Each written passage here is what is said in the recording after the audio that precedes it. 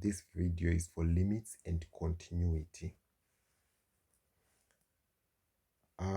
So if f is a function, then we say limit as x approaches a of f of x is equal to a if every value of f of x get arbitrarily closer to a as x closer and closer to a. So which is as f of x and a becomes smaller, the distance between x squared, the distance between x and a will become closer as well. For example, the limit x squared is equal to 9, x squared is equal to 9 as x approaches 3. Since x squared gets arbitrarily close to 9 as x approaches as close as 1 wishes to 3. So if you are to represent it in a graph, you can actually see, let's consider this line x is equal to 0 as our line for let's consider this line x is equal to 0, this one, is our limit, and our function is approaching L there. So as the distance between f of x and L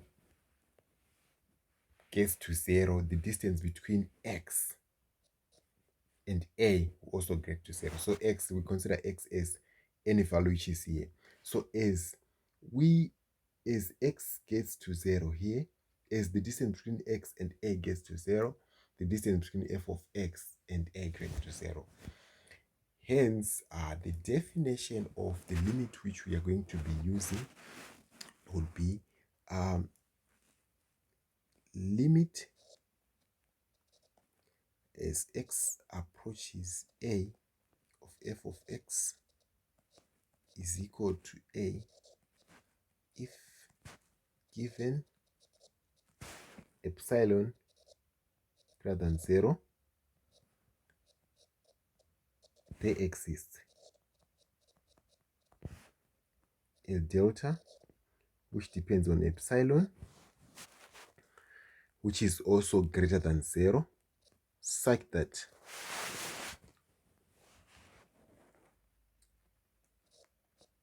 the distance between f of x and a is less than epsilon whenever x minus a is less than delta. That is the formal definition of a limit, which we are going to be using on most of the question. So I want to explain on this epsilon and delta, right? So epsilon is a very small number. We can consider epsilon to be a very small number. By very small, we can set a condition. We can just consider epsilon to be a number which is less than 1, or our delta to be a number which is less than or equal to 1. So these are numbers. And this part here, we are saying that given epsilon greater than 0, there exists a delta which depends on epsilon,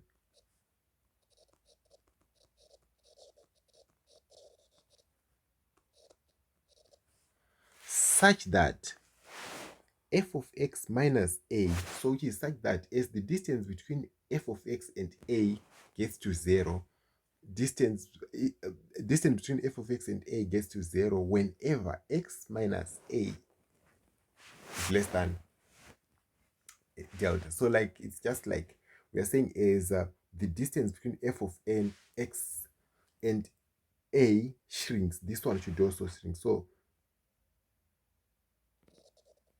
shrinking of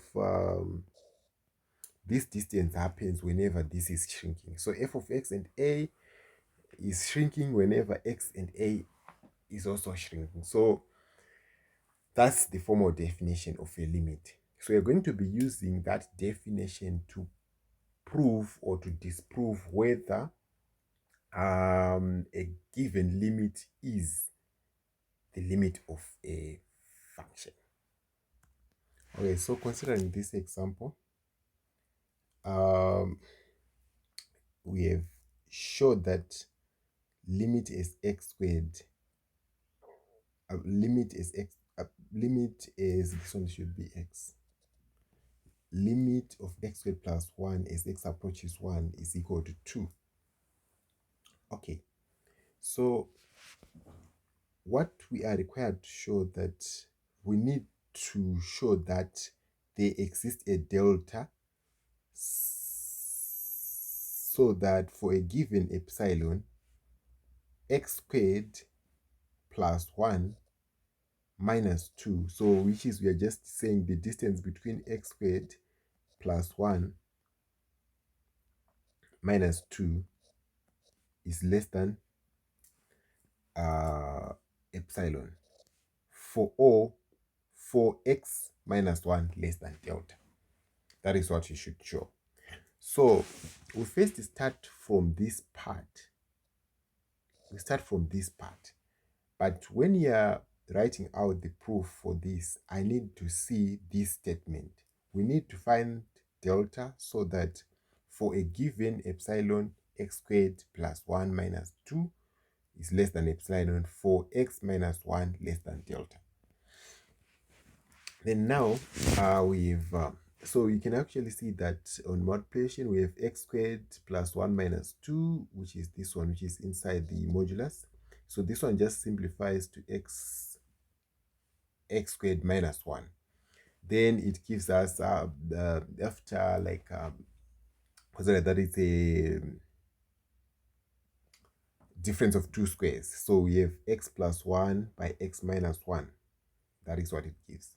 But then, like, since we know that this is happening for x minus 1 is less than delta.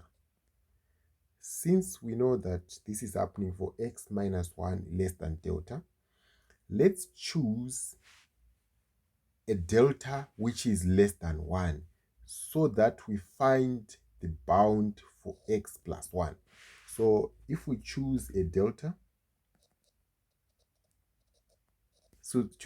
which is less than 1, right? This implies that a modulus of x minus 1 is less than 1.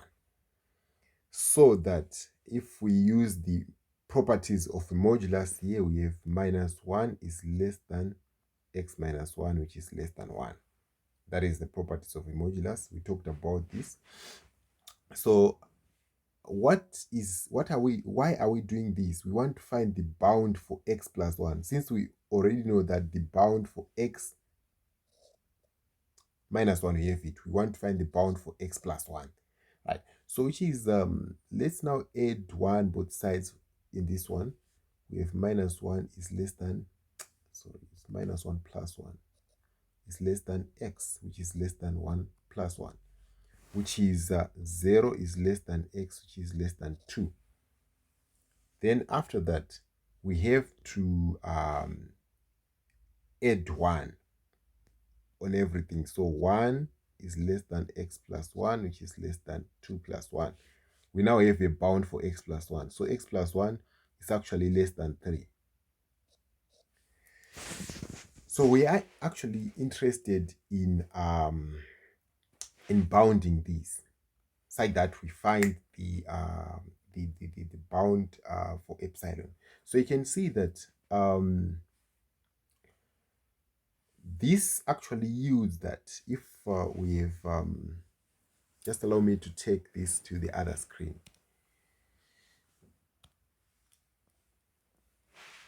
Okay, so we have x squared minus 1, which is equal to x plus 1, x minus 1. So we say choose delta, which is less than 1. This implies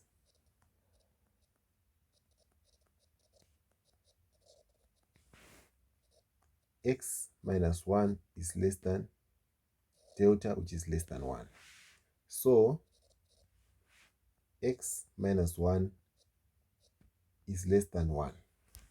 And then hence, if we use the definition of a modulus, we get minus 1 is less than x minus 1, which is less than 1. And as I was saying, we want to find the bound for x plus 1. So we just add 1 to everything so that we remain with x in the middle. So if minus 1 plus 1 is less than x, which is less than 2, then we actually have to add 1 again, since we know that we want to find the bound for x plus 1. So we now have 0 is less than x plus 1, which is less than 3, because 2 plus 1 will be 3. Therefore, now our task now is to bound this function. So we had modulus of x squared plus minus 1 is equal to modulus of x plus 1, which by x minus 1, which is equal to modulus of x plus 1 by x minus 1. Therefore, we now have to bound, since we know that x plus 1 is less than 3. This one will be less than 3 by x minus 1.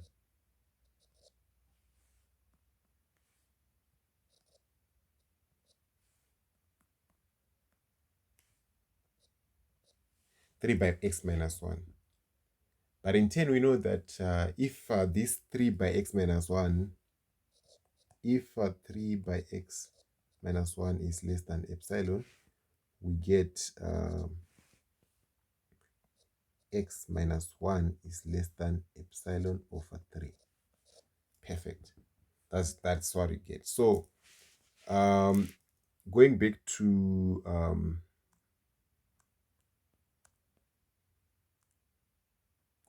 our notes, can actually see that we say you have now two conditions. We have x minus 1 is less than 1, or x minus 1 is less than epsilon over 3. We choose delta to be the minimum of 1 and epsilon over 3 for a given epsilon greater than 0. Choose delta, which is equal to minimum 1 and epsilon over 3. Then we have x minus 1 is less than delta. It would be true that x squared plus 1 minus 2 is less than epsilon. So it's proved by that. So just to make it clear here, right, we are actually starting from this part of the definition. This part of the definition. So we are actually starting from that part, and we have to prove the existence of, we have to prove this.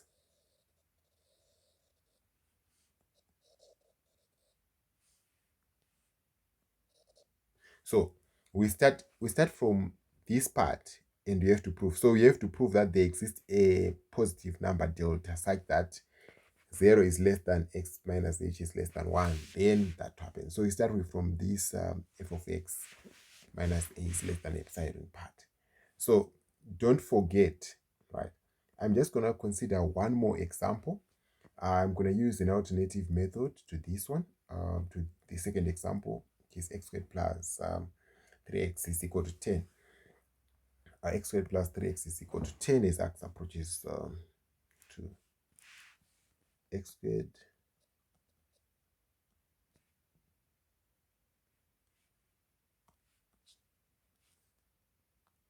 Okay, so let's first start with the definition. So we say given epsilon greater than 0, there exists a delta which depends on epsilon such that x squared plus 3x minus 10 is less than epsilon whenever x minus 2 is less than delta.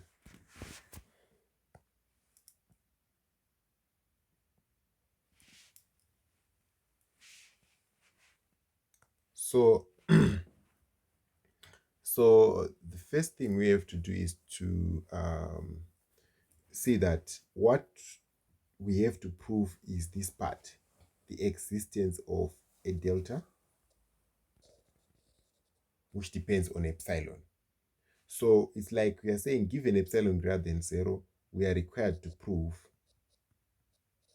this part, such that x squared minus is less than epsilon whenever x minus. So we are required to prove that part. So we say now, we start from this one. So as I was saying, on the proof, you should put this statement so that you know where they are going. So we have x squared plus 3x minus 10 is less than epsilon. That is what we start with. So we first need to factorize x squared plus 3x minus 10. So after factorization, we get x plus 5 by x minus 2, which is equal to x plus 5, x minus 2. Right. So the next stage is to bound this side. So how do we bound it? Since we know that we have x minus 2 less than delta, we choose delta which is less than 1. So what it means is we will be having x minus 2 being less than 1. And using the definition of modulus, we have minus 1 is less than x minus 2, which is less than 1. And we have minus 1 plus 1 is less than x minus 2. Wait, it's minus 1 plus 2 is less than x, which is less than 1 plus 2, which is 3. So I just added 2 on everything so that we just cancel out 2. So our mission is to get the bound for x plus 5, since we have already bounded our x minus 2.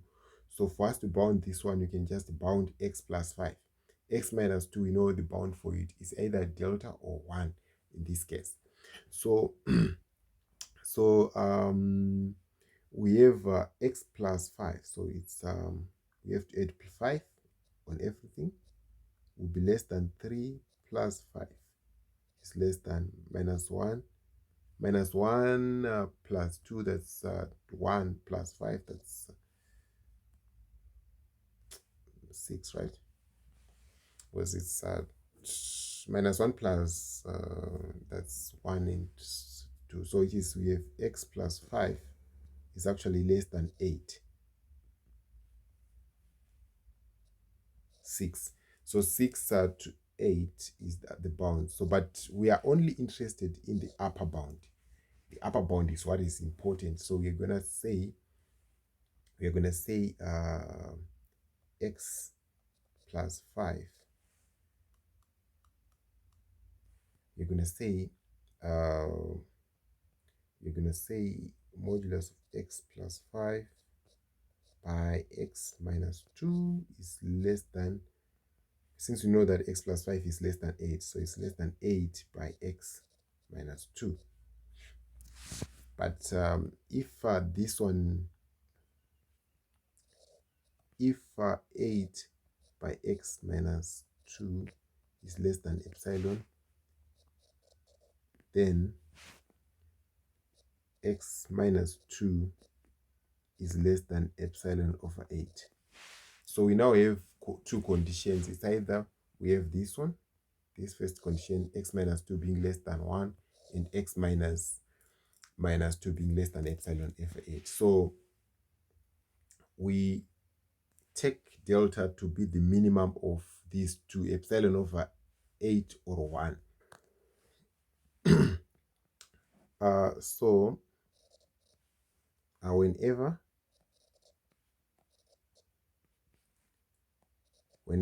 0 is less than x minus 2, which is less than delta, x squared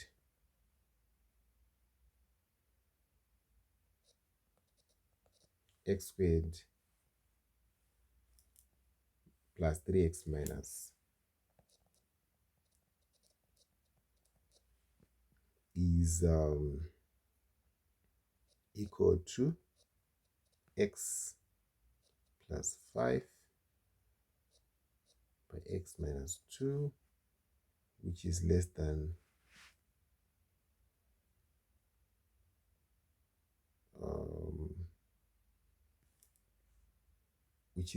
what? This one is 8 epsilon.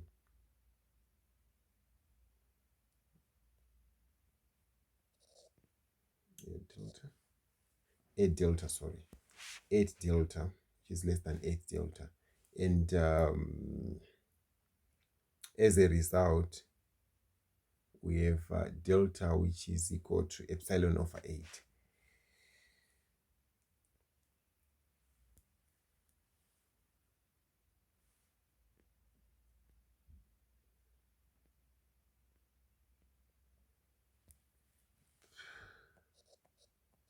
Which is less than or equal to epsilon.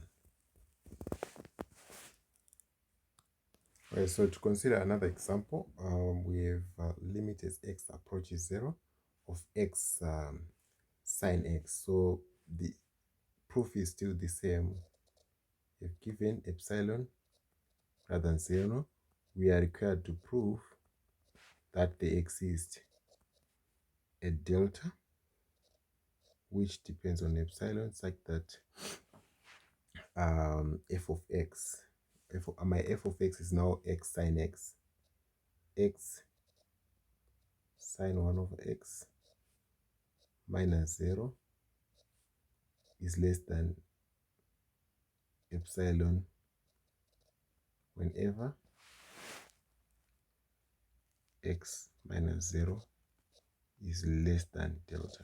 So you can actually see if x minus 0 is contributed by this, and x sine 1 over x minus 0 is contributed by these two, f of x and L. So this one is our f of x, this one is our L. Yeah, this one is our x, this one is our a, according to our this one. Same applies on the previous example. This one is our f of x, this one is our a, and x, this one is our a. So yeah, that is what you have to do. So you can actually see that we have to start with x sine 1 over x minus 0. This one is equal to modulus of x by sine 1 over x, modulus of x. Right, so what we need is to bound this function.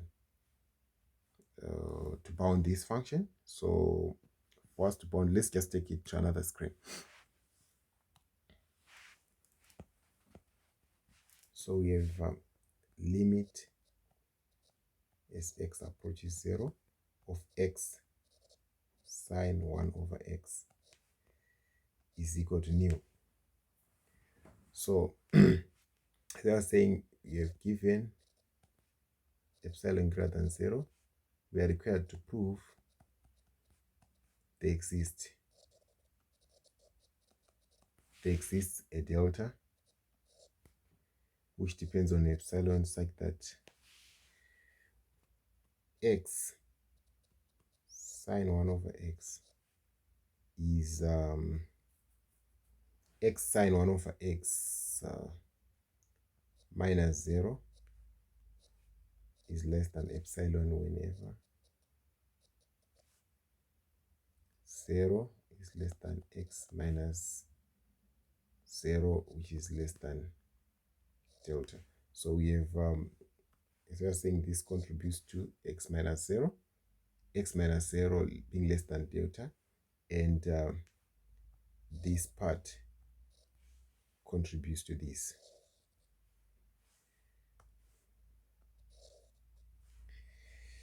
Okay. So as I said before, we pivot this part here. This is the part we pivot. So we have x sine 1 over x minus 0. So this one is equal to x sine 1 over x modular, since we just know that 0 disappears. So this one, using the properties of modulus, this is called modulus of x sine 1 over x. Right? But then, like, we know that after this stage, we are now interested in bounding what we have. So generally, we know the nature of the sine graph. We know that the sine graph, we know that sine of anything, let's just say sine theta, is bounded by 1 above and by minus 1 before. So even same applies with sine 1 over x. Is bounded below by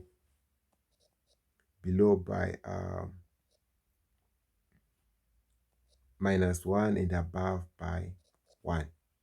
So we are mostly interested in the modulus of this one. This one is not always true. So let's just consider the upper bound for this one and the modulus. So the modulus of sine 1 over x will be bounded by 1, right? So it is the modulus of, we know that modulus of sine of 1 over x will be less than or equal to 1. So this one will be less than or equal to modulus of x by 1, which is just less than or equal to modulus of x. So that's less than or equal to modulus of x. So this is happening whenever x is less than delta. So we have if this part now, if this part modulus of x is less than epsilon,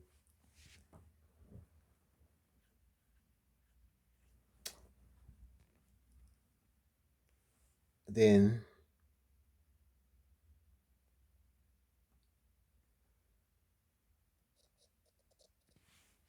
we have delta being less than epsilon. Since we're actually seeing that this one 0 is less than x, less than delta from this. So delta will be less than epsilon. Hence, from that, we can conclude that the limit, hence, take delta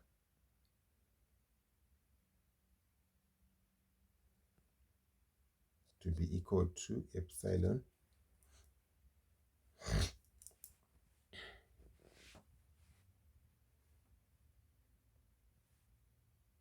take delta to be equal to epsilon, and conclude that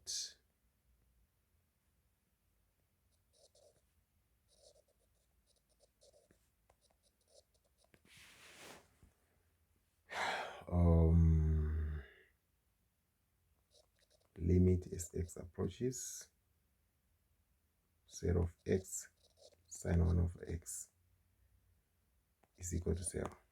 Full stop. So that's the proof. Okay, so continuing with our topic, we are now going to consider left and right limits, considering x and a as points on the real axis where a is fixed and x is moving, then x can approach a from the right or from the left.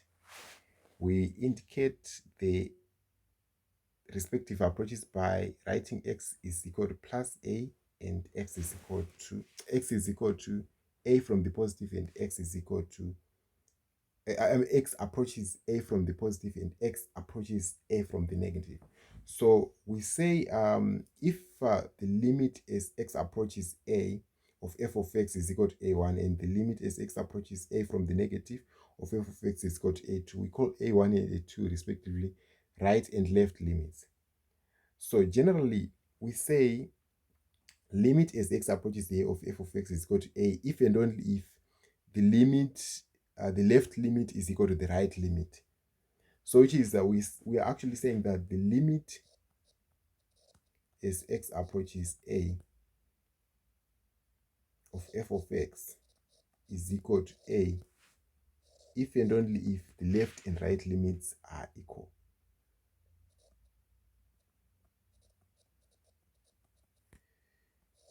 Of f of x is equal to the limit as x approaches a from the negative of f of x. That's what we say.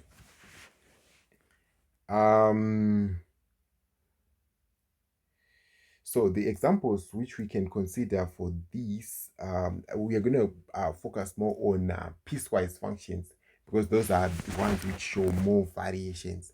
But just for the meantime, if f of x is equal to square root of x, then f is only defined to the right of 0. Hence, the limit as x approaches 0 of square root of x is equal to the limit as x approaches 0 from the positive square root of x, which is equal to 0. Of course, the limit as x approaches 0 from the negative does not exist since square root of x is not defined when x is less than 0. On the other hand, consider this function g of x, which is equal to square root of 1 over x, which is defined only for x greater than 0. In this case, the limit as x approaches 0 from the positive of g of x does not exist, and therefore the limit as x approaches 0 of g of x does not exist. So, which is like we actually ascertain that the limit of a function exists if and only if the left limit is equal to the right limit. So just to consider, I wanted to consider first piecewise defined functions before we move any further. So I'm just gonna quickly move to the tutorial.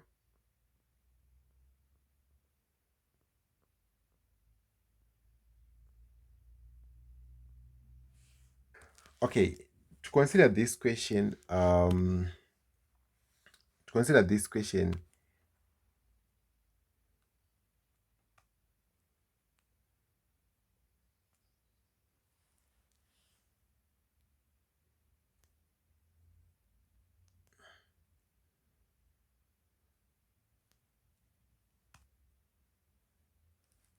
okay, so to consider this question, so considering this question, we want to find the limit as f of x approaches 2. I mean, the limit as x approaches 2 of f of x, and the limit is x approaches minus 3 of f of x up to this number 5. So the first thing to understand is the nature of this function. How does this function move?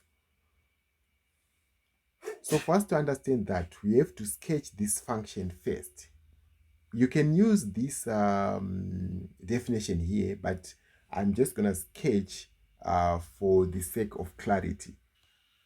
Okay, so so to sketch it now, we have to first consider 3x minus, so you say f of x is equal to 3x minus 1. So when x is equal to 0, we have y being equal to minus 1. And when x is equal to, when f of x is equal to 0, we have 3x minus 1 equal to 0, which is, we have a third. So which is our line should be stretching here. It should be stretching from,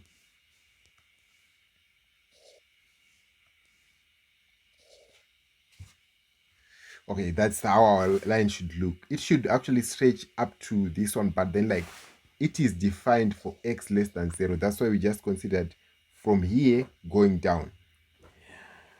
Then when f of x is equal to 0, x is equal to 0. So you just have a point here, right? Then the other one is when f of x is equal to 2x plus 2x plus 5, x is greater than 0, which is 2x plus 5, x greater than 0. We are supposed to find to find the equation for this line now. So we put x equals to 0. If x is equal to 0, y is equal to 5. So 5, I'm just going to assume that is there. Then when y is equal to 0, x is equal to minus of 5 over 2, which is minus 5 over 2. Let's put it here. So which is our line should pass through 5 and minus 5 over 2. So our line should be like this.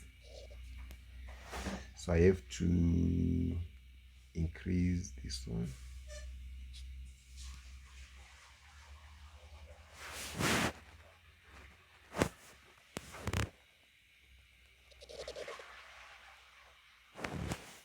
Yeah, it's not directly, but let's just consider that as it is. Right. So you can actually see that our graph looks like this. These are the points we don't want them. The reason why I'm not considering the other part is because it's defined for x greater than 0. So for x greater than 0, we are taking from here going up. And for x less than 0, we are taking from here going down. And there's a dot on 0 there. So usually the way of writing this, showing that we don't include this point, is to put this thing.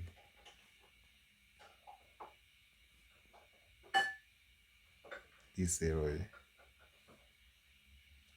So it's showing that it's not included. Then on 0, that's when we are including this axis. So that's how this function looks like. Okay, now that we know the nature of the function,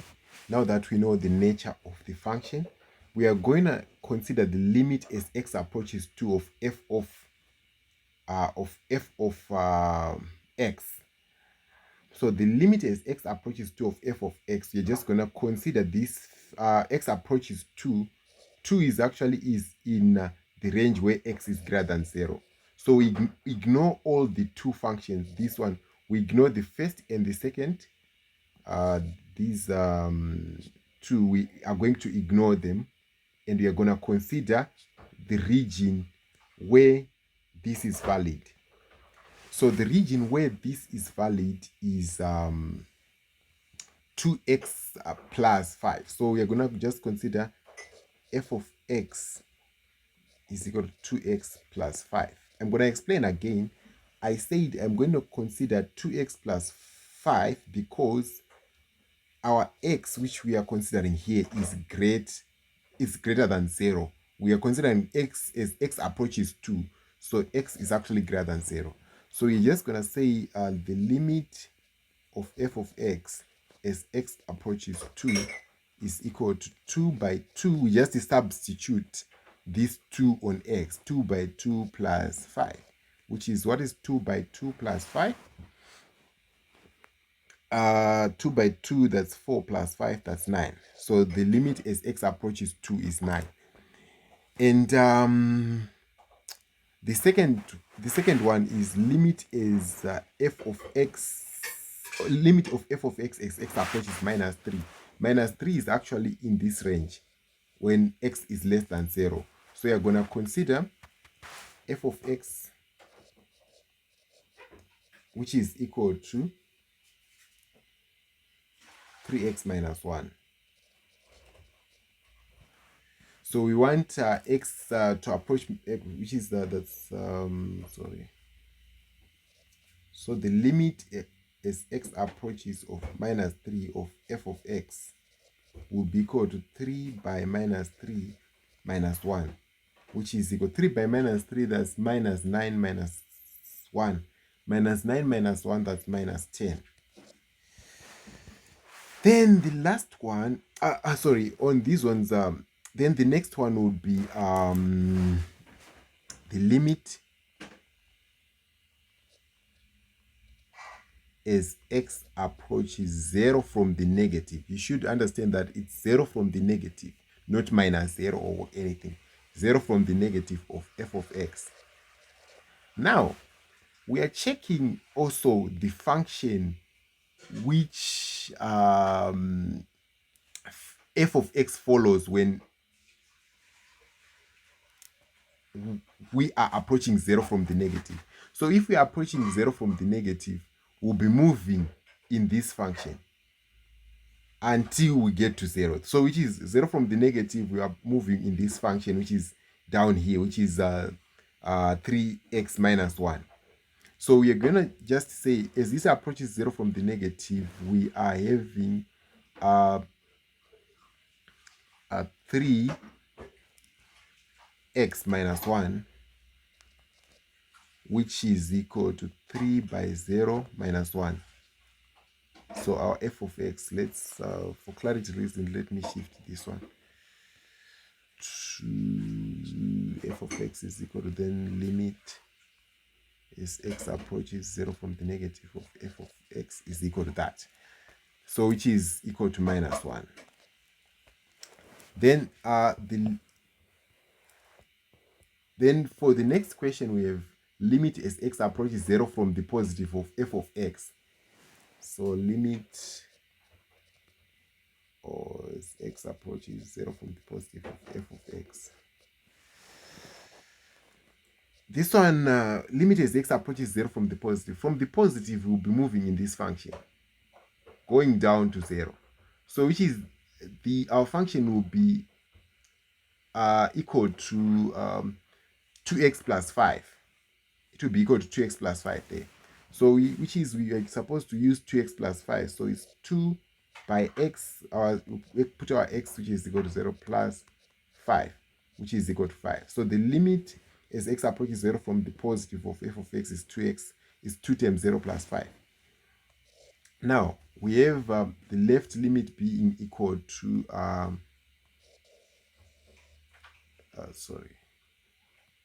the left limit being equal to minus 1 and the right limit being equal to 5.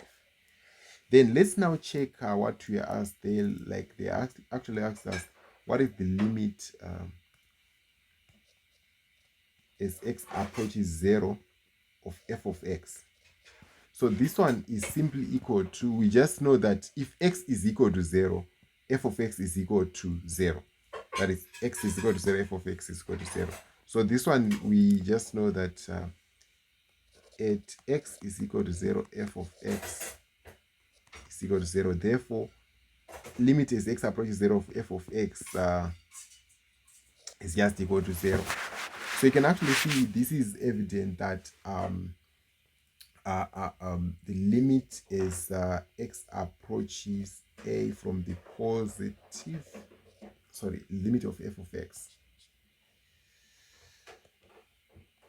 Limit of f of x as x approaches a from the positive is not equal to the limit of f of x as x approaches a from the negative. Therefore, the limit